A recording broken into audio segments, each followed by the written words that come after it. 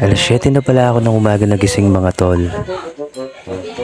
Siyempre, as usual, di mawawala sa umaga ang pag-unat, di ba? Ay buhay. Napakasarap gumising lalo pag may nakahandang tinapay at kape sa mesa. Pagkaupo ko nga,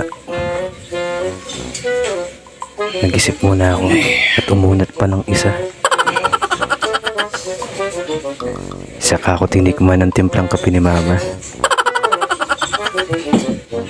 At dali-dali kong kinuwang tinapay at sinawsaw sa kape.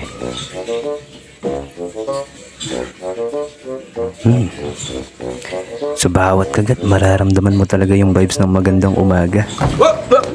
Pero teka, loko tong kapatid ko ah. Hindi inubos kape niya. Sa akin na nga to. Pero ba't ganun ang lasa? Parang may mali. Isa pa nga.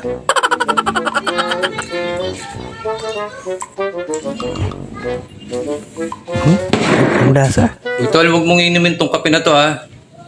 Pakitsulaso niyan, eh. Hindi ko na naalala. Expert pala yun. Mga nasa taas ng rep.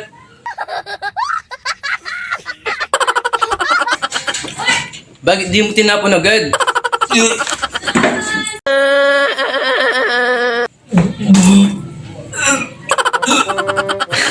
Ang tao mo kasi sa kape, eh. Yan. Bagay sa'yo.